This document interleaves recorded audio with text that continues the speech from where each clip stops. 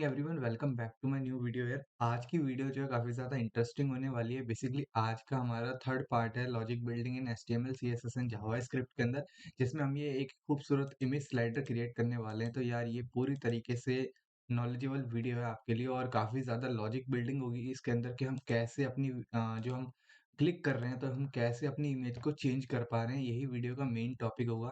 तो अगर इसके पीछे का यार एक सिंपल सा लॉजिक बताऊँ तो बात ये है कि जब मैं यहाँ पर क्लिक करता हूँ ना, अभी मैं अगर रिफ्रेश करूँ, तो मेरी इनिशियल पोजीशन की जो इमेज है वो अपनी 1 नंबर पे है, मानो 0 नंबर पे है। इंडेक्स नंबर हमारा 0 है यहाँ पर। तो जैसे ही मैं यहाँ पर क्लिक करता हूँ तो मेरा सेकंड आ जाता है, फिर मैं क्लिक करता हूँ मेरा थर्ड आ जाता है। लेकिन अब मैं यहाँ पर क्या कह रहा हूँ कि जैसे ही थर्ड के आगे अगर कोई इमेज नहीं है तो वापस चले जाओ 0 पर। तो ये समझ में आया यहाँ पर क्या हुआ? यहाँ पर ये बात हो रही है बेसिकली हमारे पास यहाँ पर 2 कांसेप्ट होते हैं अगर मैं बताऊँ तो। मैं 1 मिनट के लिए अपना पेंट ओपन कर लेता हूँ। सो मैं यहाँ पर ये कहना चाह रहा हूँ कि मानो मेरे पास मैंने क्लिक करा एक बटन पे, तो पहले 0 पोज़ीशन पे थी मेरे पास इमेज, फिर मेरे पास एक इमेज 1 पे थी, फिर मेरे पास एक इमेज 2 पे थी और मानो अब मेरे पास कोई इमेज नहीं है, मेरे पास केवल ये 3 इमेज है ना? तो मैं कहना चाह रहा हूँ कि अगर मैंने पहले इमेज 0 पे आई, फिर मैंने क्लिक करा, तो इसमें +1 हुआ। ठीक है? फिर मैंने अगेन क्लिक करा तो इसमें +1 हुआ। फिर अगर इसके आगे कोई इमेज नहीं है तो वापस कहाँ भेज दो इसको? 0 पर भेज दो। तो ये हमारा लॉजिक है किसका? नेक्स्ट बटन का लॉजिक है ये वाला, ठीक है ना? ये वाला ये हमारा नेक्स्ट बटन का लॉजिक है, ठीक है?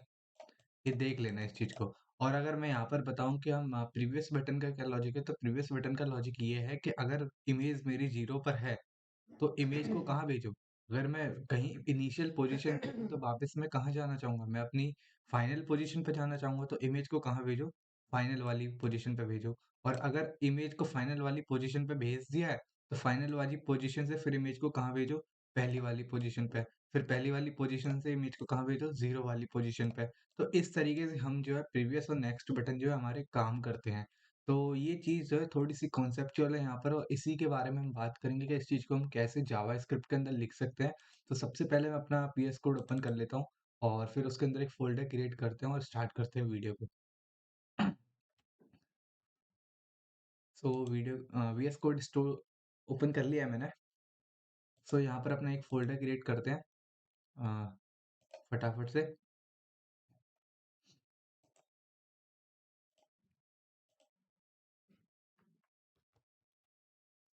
और इसको ओपन कर लेते हैं। तो सबसे पहले कुछ नहीं करना है, यहाँ पर फटाफट से अपनी index.html क्रिएट कर लेनी है। index.html और फिर उसके बाद अपनी index.html के बॉयलरप्लेट को ले आएँगे यहाँ पर। हमारी ये बॉयलरप्लेट आ गई। फिर एक और index.html index.css क्रिएट कर लेनी है, जिसमें हम अपनी सीएसएस देंगे। फिर इसको क्या करना है, लिंक कर लेना है अपनी, फटाफट से इसको लिंक कर लेते हैं। अब यहाँ पर क्या करेंगे, index.css। ये हमने इसको लिंक कर लिया है यहाँ पर। अब एक काम करेंगे सबसे पहले कि हम ना अपना एक डिव बनाएँगे, जो कि क्या होगा, मेन कंटेनर होगा। वो कंटेनर होगा जिसके अंदर हमारा स्लाइडर आएगा। फिर एक डिव बनाएँगे हम, डिव डॉट स्लाइडर के नाम से। ये वो स्लाइडर है जिसके अंदर हमारी स्लाइड्स आएँगी।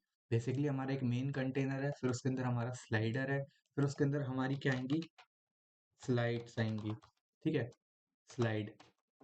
और बेसिकली अब हम यहाँ पर किसी भी तरीके के इमेज टैग का इस्तेमाल नहीं करने वाले हैं। अगर मैं आपको दिखाना चाहूँ तो ये एक इमेज टैग के इस्तेमाल का नहीं है। जनरली मैंने 3 डिव लिए हैं और उन 3 डिव को मैंने 3 अलग-अलग बैकग्राउंड दे दिए हैं, जिन्हें मैं चेंज करा रहा हूँ अपनी जावास्क्रिप्ट की मदद से। यहाँ पर हम इमेज टैग का इस्तेमाल नहीं कर रहे हैं। अगर अब मैं यहाँ पर डिव के अंदर अपना बैकग्राउंड देना चाहता हूँ तो इसको मैं टैकल करूँगा ऐसे। कुछ यहाँ पर मैं लिखूँगा स्टाइल, ये हम इनलाइन स्टाइल दे रहे हैं यहाँ पर, बैकग्राउंड इमेज, और यूआरएल के अंदर मैं अपना इमेज का लिंक डाल दूंगा, तो मेरी इमेज यहाँ पर आ जाएगी। और फिर इसके अंदर हमें क्या चाहिए, अब ये तो हमारा स्लाइडर क्रिएट हो गया। स्लाइडर के साथ साथ हमें अपने बटन भी चाहिए। तो मैं यहाँ पर div डॉट नेक्स्ट के नाम से एक बटन बनाऊंगा, जिसमें मैं बूटस्ट्रैप का आइकन लेके आऊंगा। फिर मैं यहाँ पर एक और बटन बनाऊंगा div डॉट प्रीवियस के नाम से, जिसमें भी मैं अपना बटन लेके आऊँगा। तो बटन को लाने के लिए हम एक काम करते हैं, सबसे पहले फटाफट से जाते हैं बूटस्ट्रैप पे। बूटस्ट्रैप पे जाने के बाद सिंपली हम यहाँ से बूस्टरैप पे क्लिक करेंगे और यहाँ से हम आइकन्स पे क्लिक करेंगे। आइकन्स पे क्लिक करने के बाद हम अपना लिंक ले लेंगे यहाँ पर, जो कि हमारा सीडीएन लिंक होगा। सो सीडीएन लिंक को ले लेते हैं यहाँ से। ये रहा, ये वाला जो लिंक है ये आपको ले लेना है यहाँ से और इसको अपनी सीएसएस से पहले पेस्ट कर देना है। अब क्या करेंगे, यहाँ से हम अपने बटन ले लेते हैं। पेस्ट करने के बाद उसको सबसे पहले ओपन कर लेते हैं, ठीक है ना। इसको ओपन विथ लाइव सर्वर मैंने कर दिया है। अभी हमारा ओपन हो गया, अभी कुछ नहीं है यहाँ पर। सो सबसे पहले एक हेडिंग डाल देते हैं, इमेज स्लाइडर, ठीक है। ये हमारी हेडिंग आ गई है यहाँ पर। और अब एक काम करते हैं कि इसको तो यहाँ से हटाते हैं अभी और अपने बटन लेके आते हैं। तो बटन को लाने के लिए हम क्या करेंगे, यहाँ पर आपको लिखना है राइट। राइट जैसे ही लिखोगे आप राइट, तो आपके पास ये वाला बटन आएगा। इस बटन को कॉपी कर लेना है और इसको बटन को यहाँ पर पेस्ट कर देना है। अब जैसे ही इस बटन को कॉपी करना दोबारा से और यहाँ पर फिर से पेस्ट कर देना है लेफ्ट वाले के लिए, और इसको क्या कर देना लेफ्ट। इससे हमारे पास दो बटन आ जाएंगे, राइट और लेफ्ट वाले बटन। अब यहाँ पर हम अपनी सीएसएस को टारगेट करते हैं, क्योंकि हम हमारे लिए ज़रूरत क्या है, सीएसएस को हैंडल करना। क्योंकि अब हमें क्या करना है, सबसे पहले हम क्या करेंगे, सीएसएस को ध्यान से देखना। सबसे पहले हम क्या करेंगे, मार्जिन 0 पिक्सल, पैडिंग 0 पिक्सल, ठीक है। ये दो चीज़ें हो गई। और फिर अब क्या करेंगे हम, बॉक्स साइजिंग बॉर्डर बॉक्स, ठीक है। अब इसको सेव करते हैं, तो हमारा जो हेडिंग होगा वो एकदम से अटैच हो गया होगा हमारे स्क्रीन के साथ। सो देखो यहाँ पर हमारे बटन भी आ गए हैं और हमारे इमेज स्लाइडर भी आ गया है। तो अब इस चीज़ को डेकोरेट करते हैं। अब ध्यान से देखना कि वो हो क्या रहा है। पहला हमारा मेन कंटेनर है, ये वाला जो है हमारा ये मेन कंटेनर है। फिर ऊपर एक हेडिंग है। तो सबसे पहले क्या करते हैं, अपना बॉडी को टारगेट करते हैं और बॉडी के अंदर क्या लिखते हैं, बॉडी को नहीं, सबसे पहले हम अपने H1 को टारगेट करते हैं। H1 के अंदर लिखते हैं टेक्स्ट अलाइन सेंटर। अब देखना ये सेंटर में आ जाएगा हमारा। तो ये हमारा सेंटर में आ गया। और एक काम अब करते हैं हम, क्या अब हम ये करेंगे कि हम अपने कंटेनर को टारगेट करेंगे, डॉट कंटेनर जो हमारा इनिशियल कंटेनर है। और उसके अंदर हम क्या लिखेंगे, विड्थ कितनी दे दो, 800 पिक्सल, और हाइट दे दो 500 पिक्सल, ठीक है। विड्थ 800 पिक्सल, हाइट हमारी 500 पिक्सल, और मार्जिन दे दो 0 पिक्सल और ऑटो। ये हमारा कन्वेंशनल तरीका है लिखने का, जिसमें हम दोनों वाई एक्सिस और एक्स एक्सिस की दोनों मार्जिन दे सकते हैं। तो अब इसको सेव करता हूँ तो वो हमारा सेंटर में आ जाएगा। देखो ये चीज़ देखो यहाँ से उठ के यहाँ गई। अब मैं दिखाता हूँ कि ये हमारा कंटेनर कहाँ पर है। तो मैं इसको बैकग्राउंड कलर दे देता हूँ ग्रे। तो इससे क्या है, आपको आसानी से दिख जाएगा। तो देखो ये हमारा कंटेनर है। अब इस कंटेनर के अंदर क्या थोड़ी सी बॉर्डर रेडियस दे देते हैं ताकि ये और अच्छा लगे। तो मैं इसको बॉर्डर रेडियस 20 पिक्सल दे देता हूँ। तो ये अब काफ़ी सही लग रहा है। और थोड़ी सी इसके अंदर मैं पैडिंग नहीं दूंगा अभी, मैं छोड़ो पैडिंग को। तो अब मैं आप किसको टारगेट करूंगा, अपने स्लाइड को, डॉट स्लाइडर। अब अपने स्लाइडर को टारगेट करेंगे और इसके अंदर हम क्या देंगे, बेसिकली हम क्या कर रहे हैं, हमने अपने कंटेनर के अंदर हम एक काम कर सकते हैं कि हम ना अपने स्लाइडर के अंदर क्या करेंगे, विड्थ रखते हैं 100%। हमने अपने स्लाइडर की विड्थ रखी 100%। और हाइट हमें पता ही है कितनी, 500 पिक्सल। क्यों, क्योंकि हमें अपनी हाइट जो है मेन कंटेनर के हिसाब से रखनी पड़ेगी। और अगर अब मैं इसका बैकग्राउंड कलर चेंज कर दूं, रेड कर दूं, तो देखना हमारा स्लाइडर वाला कंटेनर इसके ऊपर आ गया। अभी हमारे क्या है, स्लाइडर वाला कंटेनर आ गया। अब मुझे क्या करना है, मुझे सबसे पहले इन बटन को टैकल कर लेते हैं। तो मुझे क्या करना है, इन बटन को टैकल करने से पहले चलो इमेज को दिखा देते हैं कि इमेज कहाँ पर जा रही है। तो पहले हम क्या करेंगे, इमेज हमारी किस टिप के अंदर है, इमेज हमारी जो है वो एक डिव के अंदर है जिसका नाम है डॉट स्लाइड। तो हम इसको टैकल कर लेते हैं, डॉट स्लाइड।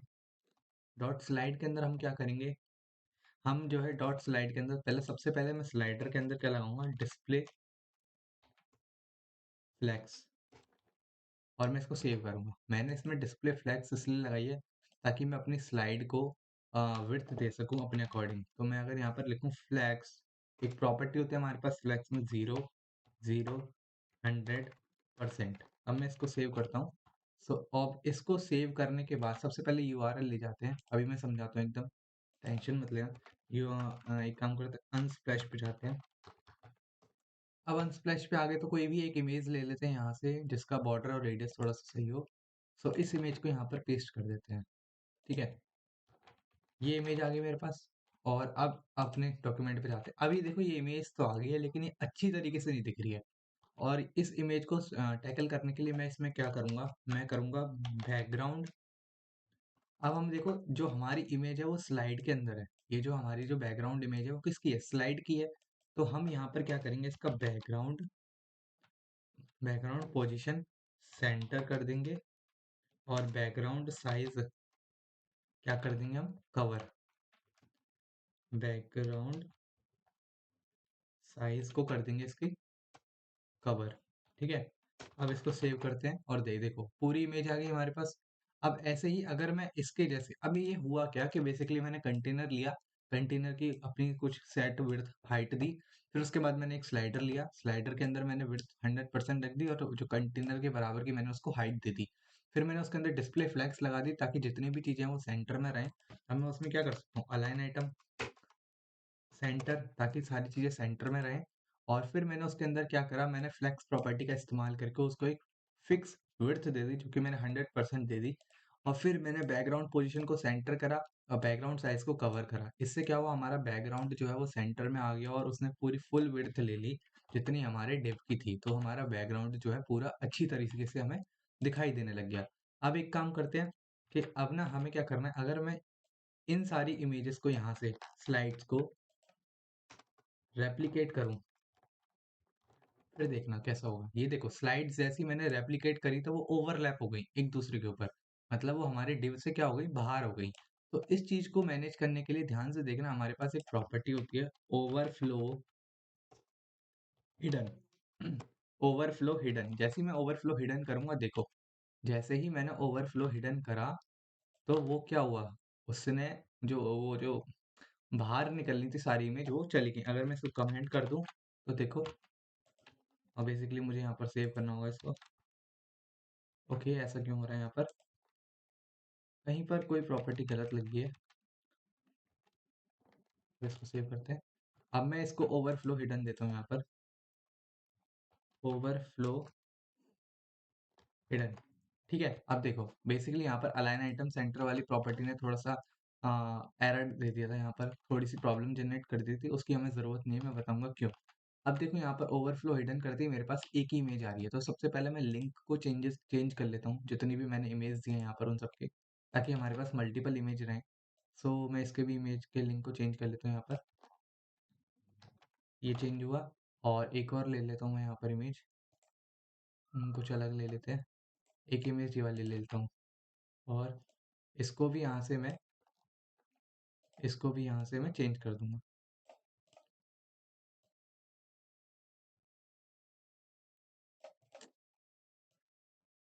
सो मैंने इसको यहाँ से चेंज कर दिया और ये भी चेंज हो गया। अगर मैं आप दिखाऊं कि हमारी इमेज कैसे दिख रही है, तो मैं इसको ओवरफ्लो हिडन को यहाँ से हटा दूंगा, सेव करता हूँ। और ये देखो, ये हमारी 3 अलग-अलग इमेजेस हैं यहाँ पर, जो कि लगभग-लगभग थोड़ी-सी सेम नेचर की हैं। लेकिन अब मैं क्या करूँगा, ओवरफ्लो हिडन को यहाँ से हटा दूँगा। सो अब मेरा मेन काम क्या है कि मेरे जो बटन थे ना, वो बटन देखो दिखाई नहीं दे रहे हैं यहाँ पर। बल्कि इमेज तो मेरी लग गई है, लेकिन मुझे क्या नहीं दिखाई दे रहा है, मुझे यहाँ पर मेरे बटन नहीं दिखाई दे रहे हैं। सो उन बटनों को हमने यार देखो क्लास दी हैं कुछ।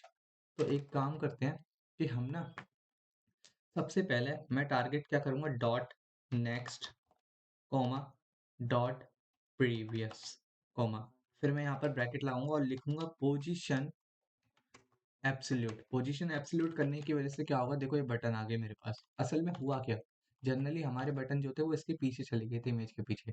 अब जो पोजीशन एब्सोल्यूट होती है वो हमारे रिलेटिव के रिस्पेक्ट में काम करती है, लेकिन यहाँ तो रिलेटिव कोई है ही नहीं, वो तो रिलेटिव हमारी बॉडी है। तो हमें क्या करना होगा, अपने कंटेनर को रिलेटिव बनाना होगा ताकि हम बटनों को अपने हिसाब से फिक्स कर सकें इस पर्टिकुलर कंटेनर के अंदर। तो मैं यहाँ पर अपने कंटेनर की पोजीशन को कर दूंगा रिलेटिव। तो जैसे ही पोजीशन को रिलेटिव करूंगा तो अभी मेरे बटन नहीं दिख रहे हैं यहाँ पर। अभी देखो वो बटन जो है हमारे, मुझे पता है कहाँ पर है। सो अभी मैं क्या करता हूँ, थोड़ा सा बटनों को एक फिक्स हाइट दे देता हूँ, जो कि है 30 पिक्सल। और 30 पिक्सल हाइट दी थी मैंने। और मैं एक फिक्स विड्थ भी दे देता हूँ यहाँ पर, जो कि है मेरी 30 पिक्सल। और बैकग्राउंड कलर दे देता हूँ मैं वाइट। और यहाँ पर बॉर्डर रेडियस दे देता हूँ मैं 20, हाँ 50%, जिससे क्या होगा वो सर्कल बन जाएंगे। अभी देखो, अभी हमारे बटन कहाँ चले गए, अभी हमें नहीं दिख रहे हैं बटन हमारे, असल में वो यहीं पर ही हैं। अभी मैं एक काम क्या करूँगा, मैं एक काम करता हूँ, यहाँ से मैं इसको हटाता हूँ, सेव करता हूँ। सो हमारे बटन आने तो चाहिए यहाँ पर, नेक्स्ट प्रीव्यू कॉमा लगा। A few hours later. Okay, असल में हमारे बटन यहीं पर है, हमें दिखाई ही नहीं दे रहे थे क्योंकि वो उनका कलर ब्लैक हो गया था। अब इनको रेड करता हूँ, तो देखो ये रहे हमारे बटन। बटन तो यहीं थे लेकिन वो दिखाई इसलिए नहीं दे रहे थे क्योंकि उनका कलर जो था ब्लैक था। तो पोजीशन रिलेटिव हमारी कंटेनर की ही रहेगी, लेकिन अब इस चीज़ को नोटिस कर लिया गया। अब एक काम करते हैं, अपने बटन के जो आइकन है उनको सेंटर में लेके आते हैं फटाफट से। तो इसको डिस्प्ले फ्लेक्स कर देते हैं, और फ्लेक्स करने के बाद इसको अलाइन आइटम सेंटर कर देते हैं, और इसको फिर जस्टिफाई कंटेंट भी सेंटर कर देते हो, तो हमारे बटन जो है अभी एकदम सेंटर में आ जाएंगे। अब एक काम करना है, सिंपली कुछ नहीं करना है, यहाँ से डॉट नेक्स्ट को लेना है। बेसिकली नेक्स्ट बटन जो होगा हमारा वो राइट की तरफ होगा, तो यहाँ से इसको कर देंगे राइट, और इनहेरिट की जगह इसको 0 पिक्सल कर देंगे ताकि वो राइट की तरफ 0 पिक्सल पे चला जाए। तो फटाफट से इसको कर देते हैं 0 पिक्सल। तो ये हो गया हमारा। देखो एक बटन जो है वो राइट की तरफ आ गया, एक जो है लेफ्ट की तरफ आ गया। तो अब इनका कलर थोड़ा सा हम वाइटिश कर देते हैं ताकि ये देखने में नजर आए। तो देखो एक आ गया राइट की तरफ, एक आ गया लेफ्ट की तरफ, तो हमारे बटन तो यहाँ पर लग गए हैं। उनका साइज थोड़ा सा बढ़ा देते हैं ताकि और अच्छे लगे। तो ये मैंने 40 पिक्सल कर दिया दोनों को। अब मैं इनका क्या करूँगा, कर्सर जो है पॉइंटर कर दूंगा। तो कर्सर पॉइंटर करने से मेरा हैंड बन आ जाएगा। तो ये अब काफ़ी अच्छे लग रहे हैं। तो ये बटन तो तैयार हो गए एक तरीके से, ये कह सकते हो। अब एक काम करते हैं, मैं ना अपनी स्लाइड के साथ साथ मैं यहाँ पर एक क्लास को जोड़ रहा हूँ, dot slide dot active. Space नहीं देना है, dot dot slide dot active. Active नहीं दोगे तब भी काम चल जाएगा, लेकिन इसका इस्तेमाल मैं बताता हूँ कि हम इसका इस्तेमाल क्यों कर रहे हैं। और इसमें हम बेसिकली हम किसका इस्तेमाल करेंगे, हम ट्रांसलेट प्रॉपर्टी का इस्तेमाल करेंगे इमेज को एक जगह से दूसरी जगह मूव करने के लिए। तो मैं यहाँ पर ट्रांसफॉर्म लिखूंगा, अगर नहीं पढ़ी हो तो इस चीज़ के बारे में पढ़ लेना। ट्रांसलेट एक्स, इनिशियल में क्या रखूंगा, 0 पिक्सल। अभी इस चीज़ के बारे में मत कंफ्यूज होना कि आखिर ये है क्या चीज़, इसके बारे में मैं अभी पूरे अच्छे से बताऊंगा, ठीक है ना। अब मैं यहाँ पर क्या करता हूँ कि अपने स्लाइडर में देता हूँ ट्रांजिशन। चलो रुक जाओ, इसको अभी एंड में देते हैं, नहीं तो कंफ्यूज हो जाओगे। अब अब हम क्या करते हैं, वो अपनी जावा स्क्रिप्ट लिखने वाले हैं। तो जावा स्क्रिप्ट के लिए हम सबसे पहले क्या करेंगे, यहाँ पर मैं जावा स्क्रिप्ट के लिए स्क्रिप्ट टैग, चलो एक अलग से फाइल बना देते हैं ताकि अच्छे से समझ में आपको। सो जावा स्क्रिप्ट के लिए मैं यहाँ पर एक और फाइल बना रहा हूँ index.js के नाम से, ठीक है। सो मैंने यहाँ पर एक फाइल बना लिया और मैं इसको यहाँ पर ले आता हूँ, और मैं इसको बंद कर देता हूँ, और मैं इसको यहाँ से हटा देता हूँ, सेव करा। ओके, अभी हमारी जावा स्क्रिप्ट के यहाँ से फाइल बन चुकी है यहाँ पर। अब देखो जावा स्क्रिप्ट ही सबसे मेन है, यहाँ पर हम लिखेंगे कैसे। सो सबसे पहले ना हमें तीन चीज़ें चाहिए, हमें अपने बटन भी चाहिए, और हमें अपनी स्लाइडर भी चाहिए, और अपना स्लाइड चाहिए। सो तीन चीज़ें कौन सी चाहिए, हमें बटन चाहिए, हमें अपना स्लाइडर चाहिए जिसके अंदर हमारी सारी इमेज है, और हमें अपनी स्लाइड्स भी चाहिए। तो यहाँ पर देखो सबको एक एक करके लेके आते हैं। सबसे पहले हम अपना बटन लेके आते हैं, बटन नहीं, सबसे पहले अपना हम स्लाइडर लेके आते हैं। तो यहाँ पर मैं लिखूँ कॉन्स्ट स्लाइडर इक्वल टू, मैं इसको बड़ा कर देता हूँ, कॉन स्लाइडर इक्वल टू, मैं लिखूंगा डॉक्यूमेंट डॉट गेट क्वारी सिलेक्टर, लगेंगे क्वारी सिलेक्टर, क्योंकि स्लाइडर एक है। तो यहाँ पर हम क्या लिखेंगे, डॉट स्लाइडर, ठीक है। अब ये पता कैसे लगेगा कि आया नहीं आया, ये तरीका होता है। अब मैं इसको कंसोल करा के देख लूंगा, कंसोल डॉट लॉग स्लाइडर, ये हमारा स्लाइडर आ जाएगा यहाँ पर। अब हम क्या लिखेंगे, अपना स्लाइड्स लिखेंगे, const slides slides equal to document dot query selector all, क्योंकि स्लाइड हमारी, देखो ऑल का क्यों इस्तेमाल कर रहे हैं, क्योंकि जो हमारी स्लाइड्स है ना वो हमारी 3 या 4 के करीब है, 3 है हमारी। तो सारी स्लाइड्स हमें चाहिए, तो हम इसलिए यहाँ पर डॉट स्लाइड्स लिख देंगे। सो ये मैंने यहाँ पर इसका स्लाइड लिख दिया यहाँ पर। अब मेरी सारी स्लाइड्स आ जाएंगी।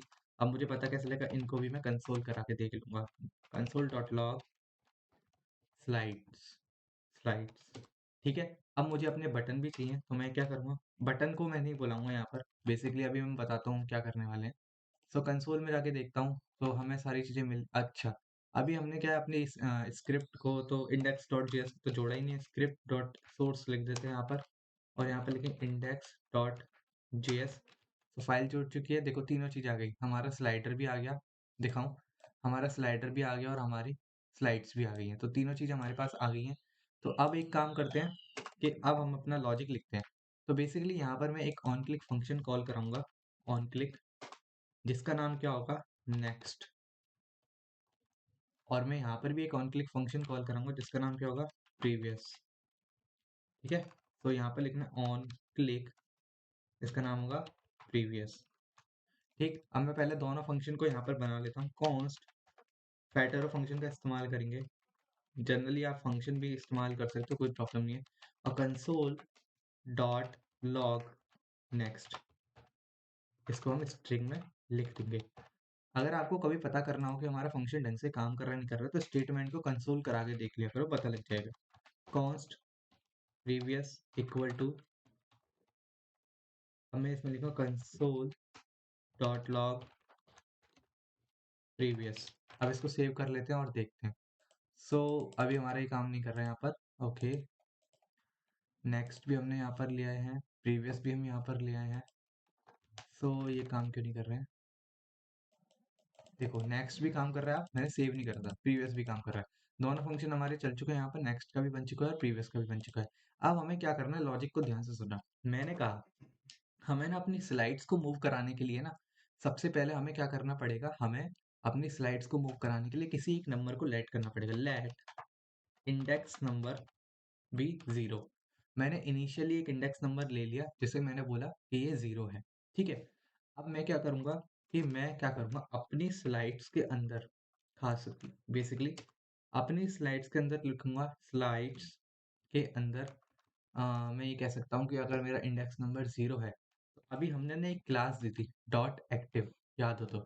हमने एक क्लास दी है डॉट एक्टिव। मैं इसको इनिशियली अभी यहाँ पर दिखाना चाहता हूँ। हमने एक क्लास बनाई थी डॉट एक्टिव के नाम से। वो डॉट एक्टिव क्लास हमें ये बताएगी कि कौन सी स्लाइड क्लिक करने पे हमारी आ रही है। कौन सी स्लाइड हमारी क्लिक करने पे आ रही है, वो कौन बताएगी? हमारी डॉट एक्टिव क्लास बताएगी, जो कि मैंने इनिशियली यहाँ लगा रखी है। तो इनिशियल फेज पे हमारी ये वाली स्लाइड दिखेगी। फिर जब दूसरी स्लाइड आएगी तो फिर हमारी ये वाली स्लाइड दिखेगी एक्टिव के साथ। फिर हमारी बेसिकली वर्ड से समझ में आ रहा होगा, जहाँ पर भी एक्टिव लिखा होगा तो वो वाली स्लाइड हमारी होगी वहाँ पर। तो अब मैं यहाँ पर एक कौन लगाते हैं, बेसिकली मैं लिखूंगा slides dot slides. Initial stage में, कुछ शुरुआती स्टेज में, जब हम वेबसाइट पे जाएंगे, इनिशियल फेज में हमारी एक ना एक स्लाइड होगी। तो हमारी, हम मान लेते हैं अभी पहले ही वाली स्लाइड से हमारी, तो इंडेक्स नंबर लिख देता हूँ मैं, index number dot class list. मैं इसमें क्लास जोड़ने वाला हूँ, कौन सी? एक्टिव। ठीक है, क्लास लिस्ट डॉट एड, क्या जोड़ूंगा मैं? एक्टिव। अभी मैंने दे रखी है वहां पर, मैं भी उसको हटा दूंगा, कोई दिक्कत नहीं। मैंने क्लास जोड़ दी एक्टिव। अब मैं क्या करूंगा, क्लास एक्टिव जोड़ने के बाद सबसे पहले जैसे ही मैं नेक्स्ट पे क्लिक करूंगा तो मैं अपनी क्लास को हटाना चाहूंगा यहाँ से। मैं चाहूंगा कि मेरी क्लास हट जाए ताकि मैं अगली स्लाइड पे जा सकूं। सो मुझे पता भी लग जाए कि मेरी क्लास हट जाए। तो अब मैं क्या करूंगा, इसी को मैं यहाँ से कॉपी कर लूंगा और मैं यहाँ पेस्ट कर दूंगा। और मैं कहूंगा कि इसको क्या कर दो, रिमूव कर दो। मतलब मेरी क्लास पहले एक्टिव लग गई इनिशियल फेज में, फिर उसके बाद क्या करो, आप क्लास को रिमूव कर दो। तो ये क्लास हमारी यहाँ से रिमूव हो गई। अब रिमूव होने के बाद हमें अपना इंडेक्स नंबर एक इंक्रीज कराना पड़ेगा। अभी इनिशियल में क्या है, 0 है, हमें उसको 1 करना पड़ेगा। So index number equal to, अब लेकिन हमें इंडेक्स नंबर को इंक्रीज कराने से पहले चेक करना होगा कि कहीं वो लास्ट इंडेक्स नंबर तो नहीं हमारा। जैसे मैंने अभी अपने पेंट में बताया था कि हमें अपना इंडेक्स नंबर चेक करना होगा, 0 1 2। हो सकता है कि 0 1 2 में से 2 हो। अगर फाइनल इंडेक्स नंबर है तो उसे हमें वापस किस में बदलना होगा, 0 में बदलना होगा। तो इस चीज को हम कैसे चेक करेंगे, देखो मैं बोलूंगा इंडेक्स नंबर अगर बराबर बराबर है मेरा फाइनल नंबर के, स्लाइड्स डॉट लेंथ। अगर मेरा index number slide dot length, अभी मैं स्लाइड्स की बात करूं तो टोटल कितनी स्लाइड है हमारे पास, 3 है। लेकिन जो हमारी इमेजेस के इंडेक्स नंबर है वो तो 0 1 2 से स्टार्ट है। लेकिन हमारे पास जो स्लाइड्स हैं वो टोटल 3 है। तो हमें एक कम करना पड़ेगा। अगर मैं बताना चाहूँ तो इमेज जो है हमारी, उसके नंबर है 0 1 और 2। लेकिन हमारी स्लाइड्स के नंबर क्या है, 1 2 3। सो ये तो एक कम है। तो हमें यहाँ पर जो स्लाइड्स डॉट लेंथ है उसको एक कम करना पड़ेगा। तो मैं यहाँ लिखूंगा -1 अगर मेरा इंडेक्स नंबर बराबर बराबर है स्लाइड्स डॉट लेंथ -1, जो कि मेरा इंडेक्स नंबर कभी ना कभी 2 होगा, तो वो इसके बराबर भी होगा 2 के। अगर ऐसा है तो आप क्या करो कि आप इसको कर दो 0, नहीं है ऐसा तो इसको कर दो स्लाइड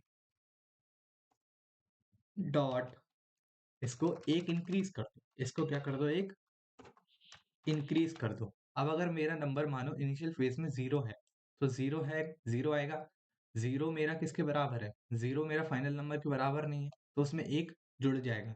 लेकिन अगर यहीं मेरा नंबर क्या होता? 2 होता, तो मेरा नंबर 2 जो है इसके नंबर के बराबर हो जाता, जो कि ये है।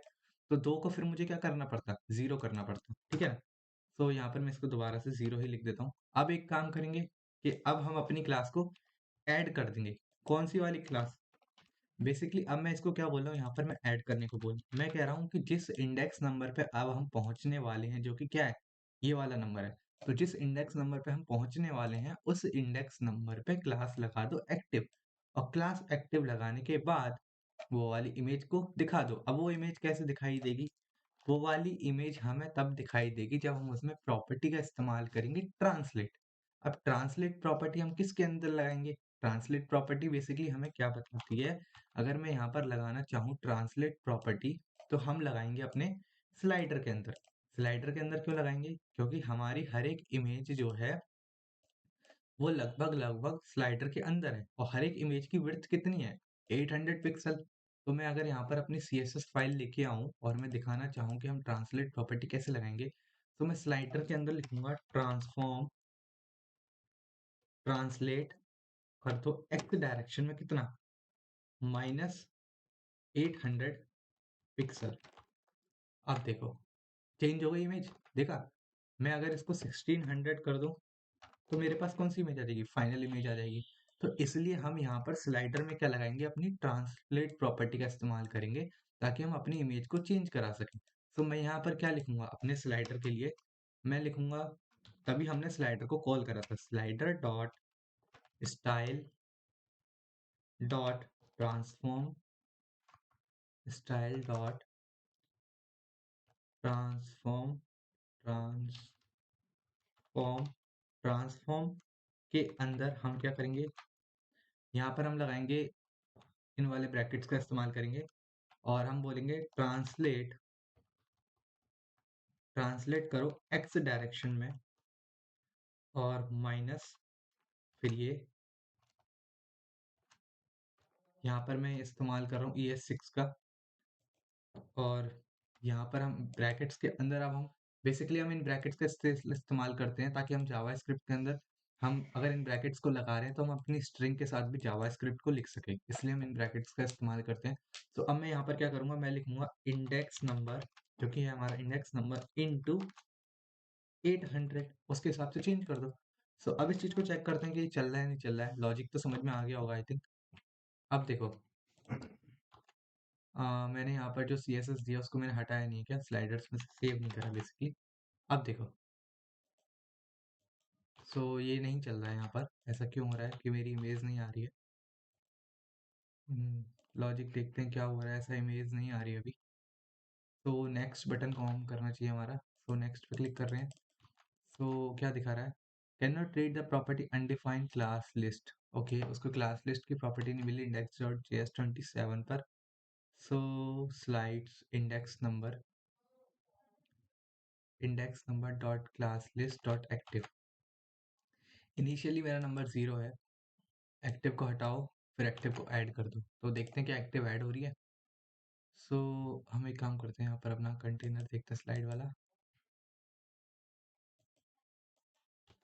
ओके, हम एक काम करते हैं, अपने index.html में आते हैं। अभी थोड़ा सा हटाते हैं इन सारी चीज़ों को, इसको लेके आते हैं यहाँ पर। और हम अब क्या करने वाले हैं? हम ना यहाँ पर अपनी क्लास जोड़ेंगे इनिशियल के लिए एक्टिव। इस एक्टिव को मैं यहाँ से हटाता हूँ अभी के लिए, और अब मैं क्लिक करके देखता हूँ क्या चल। अब देखो एक्टिव लग रही है, मेरी एक्टिव क्लास तो चल रही है मेरी। देखो, जब जब मैं क्लिक कर रहा हूँ एक्टिव क्लास मेरे अकॉर्डिंगली चल रही है। फिर आगे दोबारा वापस पहले इमेज पे, फिर दोबारा दूसरी इमेज पे आएगी। नहीं आई। ऐसा क्यों हो रहा है? असल में ऐसा नहीं हो रहा। सो नेक्स्ट पे क्लिक करा, रिमूव कर दिया एक्टिव को, index number equal equal to slides dot length -1। अगर ऐसा है बराबर है तो उसको 0 के कर दो।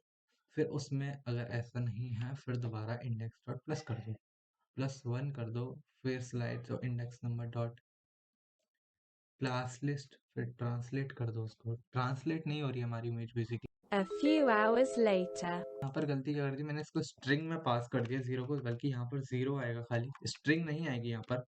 सो अब इसको चेक करते हैं कि ये वर्क कर रहा है कि नहीं कर रहा। 2 3 1 2।